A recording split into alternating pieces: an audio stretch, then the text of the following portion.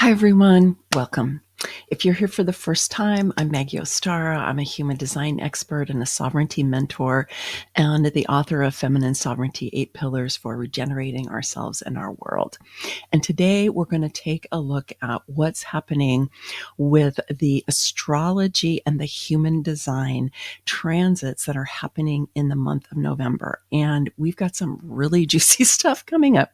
So this particular video is kind of an overview of some of the major highlights that are coming up in the month of November. And then watch for other videos that I do coming out during the month of November that are a little more focused on specific things, particularly like the full moon that's coming up on November 5th and the new moon that's coming up towards the end of the month. Those are really big places that I highlight in different videos so that we can go more in depth about them. But this one today is going to give you an overall sense of what's coming up. And I'll just say there's a lot of extra definition coming up for everyone this month. And what that means in a simplified form is that you're going to have access to extra energy that you probably don't usually have access to. Now, that's always true when we have transits, right? But the main thing here is that we have a number of channels, which are going to be defining a number of centers, which means that this is even more true coming up this month than usual. We've got 3 different channels that are going to be defining 6 different centers over the course of the month. So it's really worth it for you to be kind of tuning in and seeing, because for example, there'll be a period of time where we have the sacral center defined. And if you're a non-sacral being, which is our projectors, our manifestors, and our reflectors, it's great for you to know when the sacral is getting defined by a transit, because you know you're going to get a lot of extra energy during that time, just as an example. So it depends a lot on your particular human design and how what's happening with the transits interfaces with your human design. And if you don't know what I'm talking about, I'll put a link below. I have a short training on how to work with the transits, and there's also a template that you can use to put them together, and so that you can kind of dive in and see what's true for you. So I will make sure to put that down in the description. Okay, so we've got a big month coming up, so let's go ahead and dive in.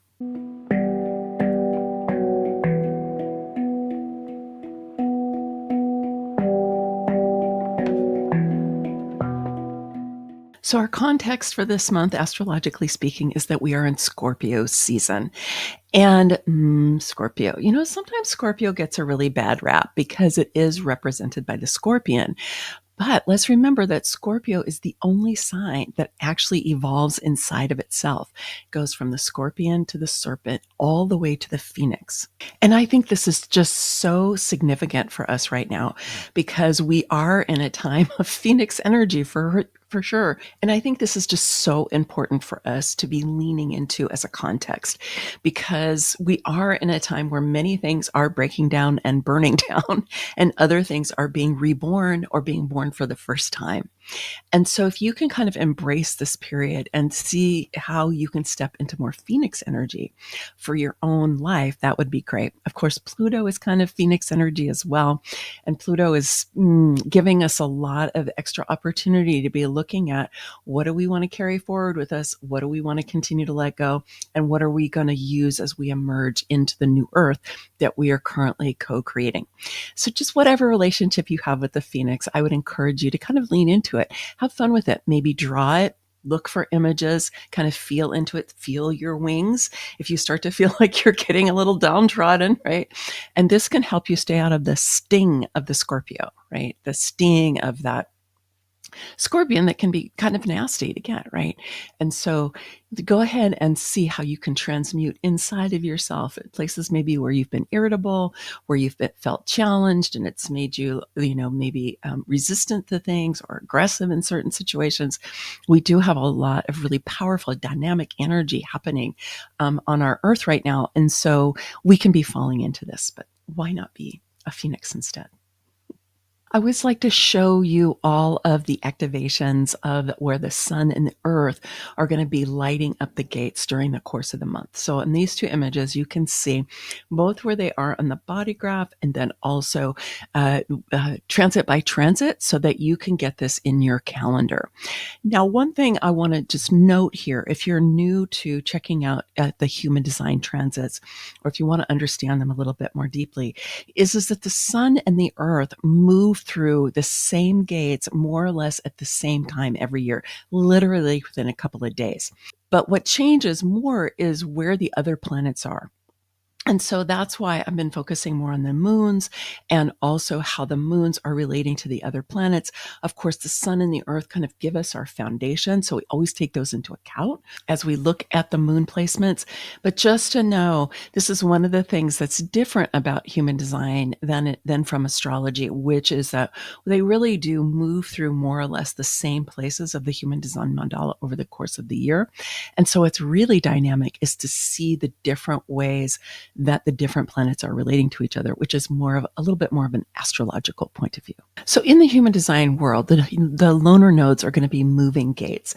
This is kind of a big deal for us because the lunar nodes help us to understand kind of where we've been and what we're integrating from our past, what we brought in with us, things that we maybe needed to clear or heal in us, things that we are going to be integrating now, integrating the blessings and the lessons that we got from where the south node was, and then moving into the north node, which is more considered like our destiny.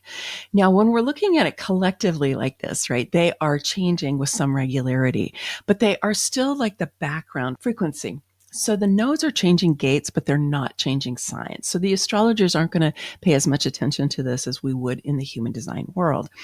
And what's interesting about this shift is that it's only going to go on for about 6 or 7 weeks. Usually when this is happening, it goes on a good 18 months. So we're going to have the south node is going to move into the gate 64, which is over here. It's the beginning of the sensing circuit. And then we're going to have the north node moving into the gate 63, which is actually the beginning of the logic circuit.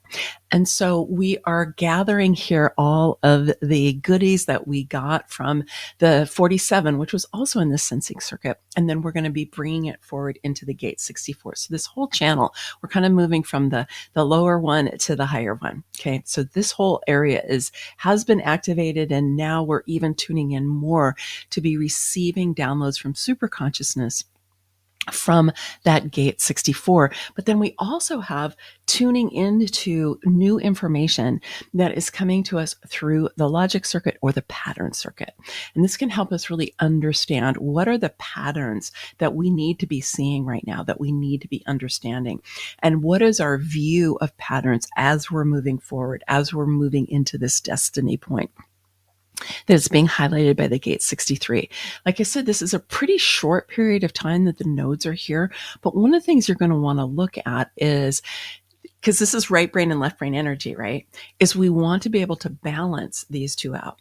We are moving a little bit more into logic, leaving a little bit more of that sensing, but we don't want them to be in conflict with each other, right? We want to be able to honor what's come in through that right brain. And then we want to be able to bring it forward into our future, even as we're bringing in more information that's coming in through that left brain. So the shift of the nodes is kind of this background frequency, which is changing. And then on November 5th, there's a bunch happening on November 5th. So we have a big supermoon in Taurus. As I said earlier, I'll do another video that goes more in depth about this particular supermoon, but I want to give you just a snapshot about a few things you can be kind of leaning into right now. This is a supermoon. It's in Taurus, and it's a supermoon because it's closer to the Earth, which means the moon will appear brighter and it'll appear bigger, simply because it's closer to us. In addition to what it looks like, it actually has a stronger pull on us than moons that are not supermoons, because it is actually closer to the Earth. So this will pull on the tides, it'll pull on the tectonic plates, which we know are all kind of moving around, and it'll also pull on the water in your own body. And so you get to kind of feel what the power of the moon is during a full moon, and especially during a supermoon. So this moon is showing up in the gate 2. Now the gate 2 Super, super important gate in the human design system. It's on the G center. It's right down at the bottom of the G center. It's known as allowing, or its name in the I Ching is the keeper of the keys. But one of the reasons it's so important is this place for the magnetic monopole. So in the lore of human design, we have a single pole magnet right here in our G center, which attracts. And it's the source of the Taurus field, right, that creates our auric field. And this is something that's been mapped and studied by the Institute of Heart Math for a very long time. If you want to go find out more about that, it's actually really cool. But the magnetic monopole is what it brings things to us, right? And so here we've got this beautiful, bright Taurus full moon lighting up the gate too. And so the question I would pose for you to be leaning into is, what are you allowing? It's also associated with receptivity. A lot of us have some pain in our hearts, some grief in our hearts. Sometimes we've had our hearts broken. Sometimes we've had our hearts broken multiple times, right? So we might have kind of closed off our receptivity and being like, I'm not allowing, because when I did that before, I got hurt. And this can be from your soul journey. It can become from your ancestry. It can become from this life journey. So it doesn't have to be just something that you experience that you're remembering right now. And so we want to be continually kind of clearing what's going on in our hearts so that we can attract more in of what we want. But if we're all closed off, right? It's like, no, I'm not allowing, I'm not receptive. Even if things are ready to come to us, we're not letting them in. So this is a really great time for you to be asking yourself, what am I allowing in? What am I receptive to? How can I become more receptive to the things that I actually long for, I actually desire, that are my aspirations? And is there something that I need to heal or release, become aware of, let go of, transmute, right? That in order for me to be able to open up that particular aspect of my heart so that I can become more receptive to what I truly desire. Now, on the same day, November 5th, Uranus is going to station, slowing down now, going to station and then turn retrograde on November 5th. And when a planet is going to turn retrograde, it slows down and it gets stronger and stronger and stronger in its influence. So Uranus is getting stronger and stronger coming up to November 5th, strongest on that day, and then will turn retrograde. But it's also going to change gates. So Uranus has been in the gate 20 and is moving back into the gate 8, where it was earlier in the year. And Uranus is moving back into Taurus just a couple of days after that on November 7th. So there's a lot going on here with Uranus, right?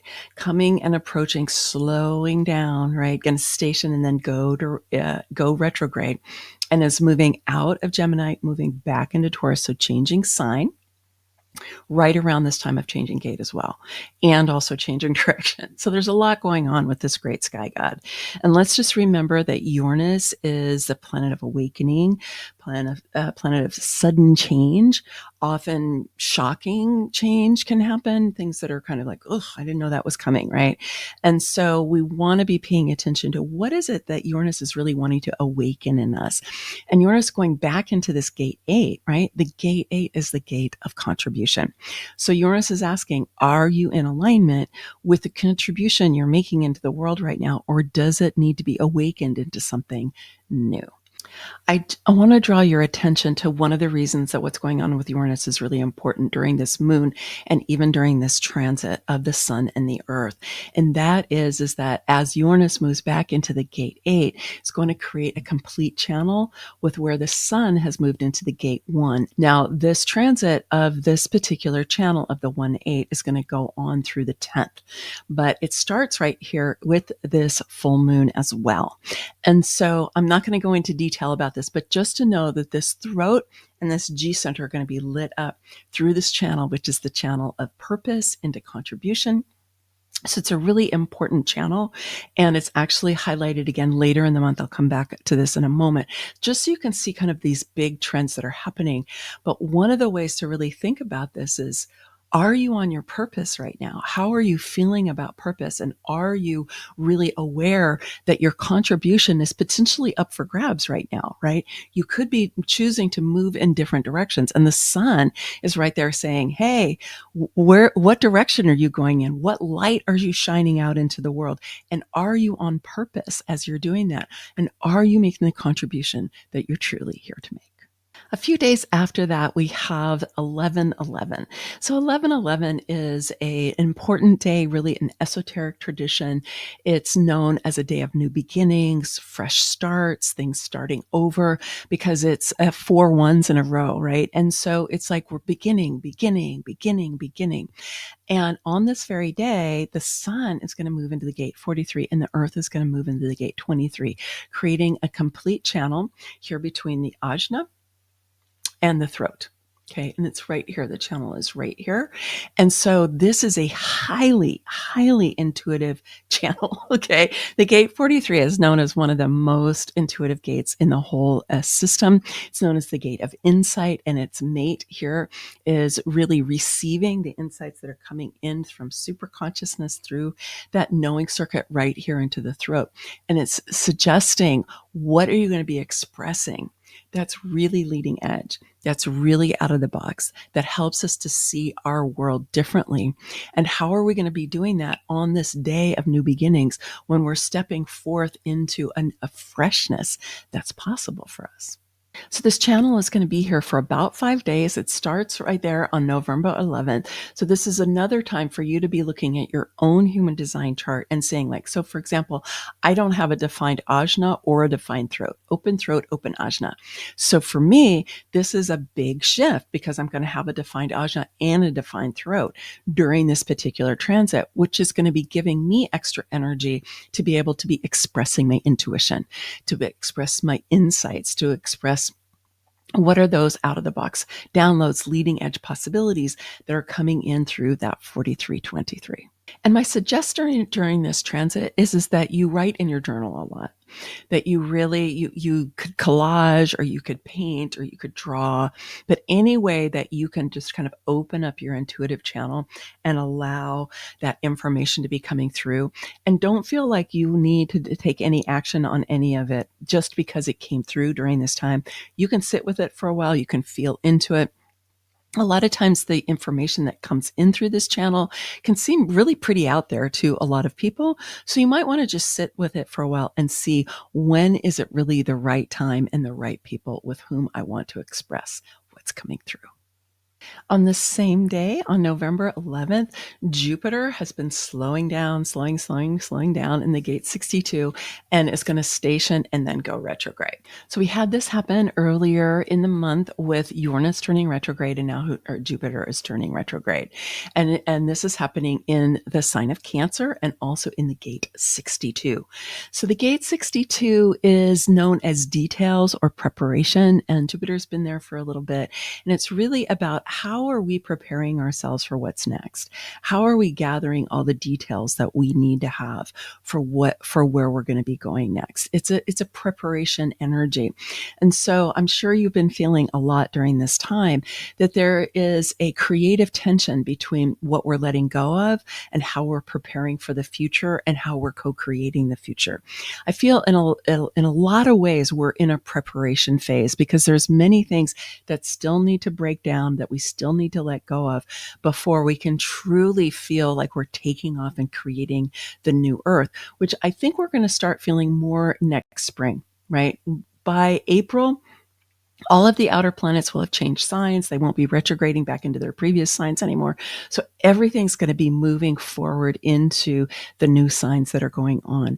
And of course, in the lore of human design, the 2026, 2027, where we have the precession of the equinoxes and the change of the background frequency of the incarnation cross, again, you don't have to understand any of that if you don't know what I'm talking about.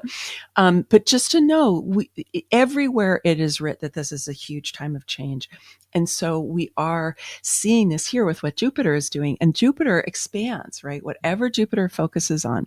So Jupiter is asking us to really take a look at our preparation, and do we have the details right?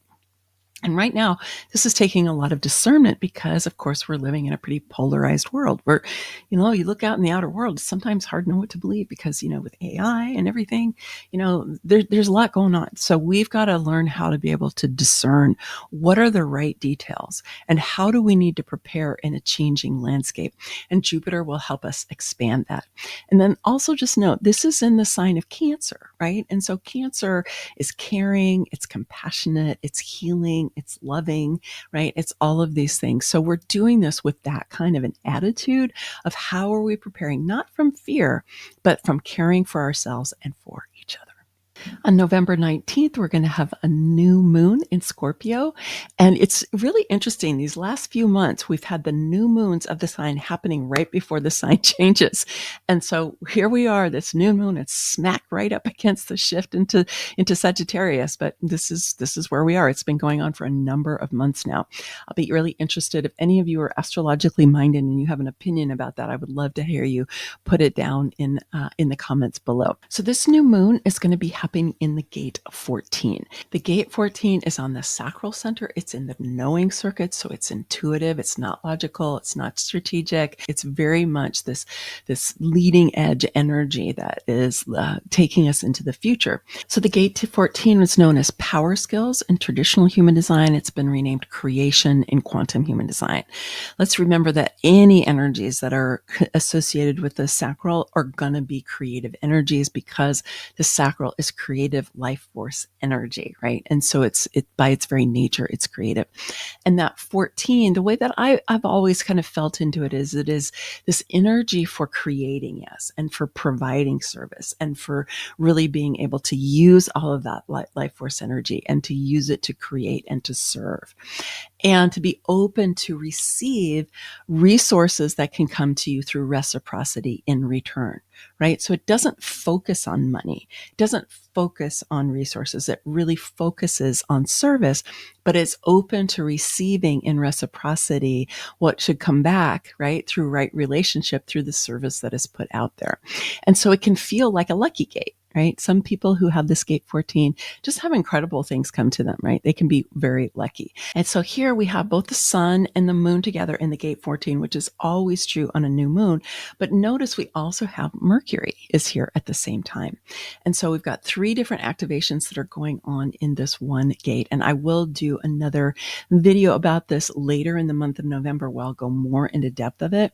But one of the things for you just to be leaning into, right, during this new moon is how am I providing service? How am I being creative? And am I open to receive? We have this other theme that we got when the gate 2 was lit up, right? About receiving. How am I being open to receiving in reciprocity in right relationship?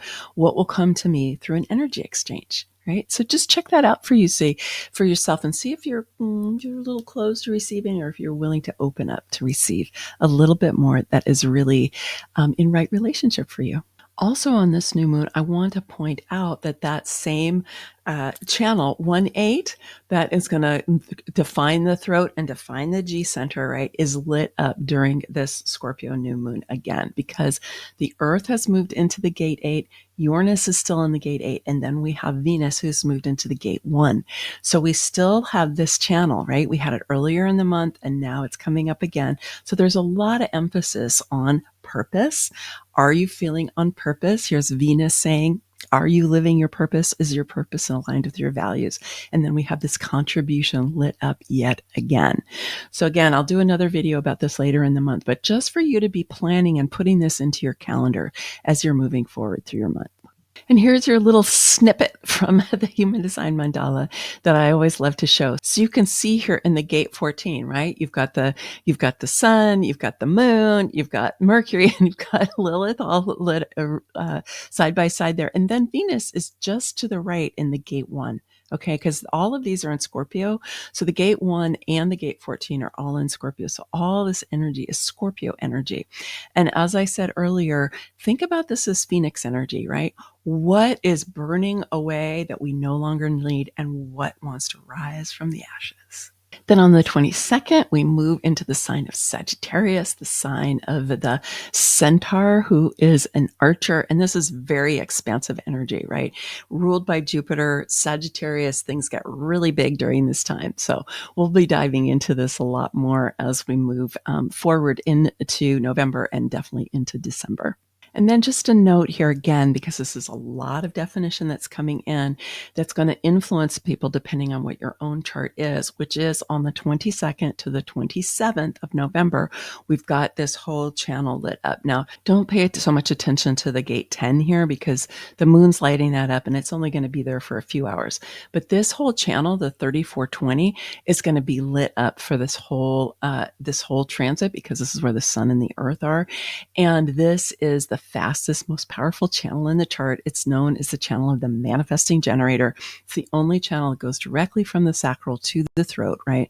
So it's taking this primary life force energy, super powerful, and sending it right up to the center of expression and manifestation and activation.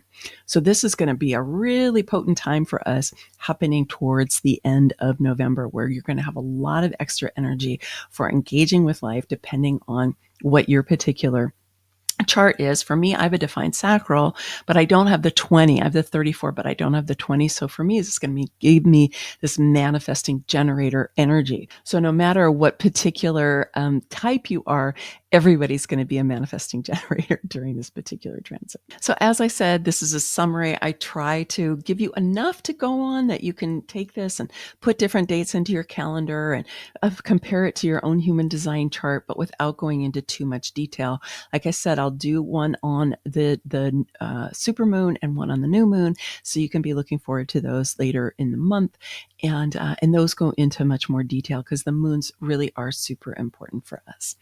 All right, my friends, if you want to understand how to do this better, please do go and get the Understanding the Human Design Transits. There's a video and then there's a PDF that you can use, and it just helps you understand what I'm talking about a little bit more, and can improve your awareness and your understanding, know how to use it and how to apply it to your chart. Okay, well, I'll be back with another video really soon, so take care. Many blessings.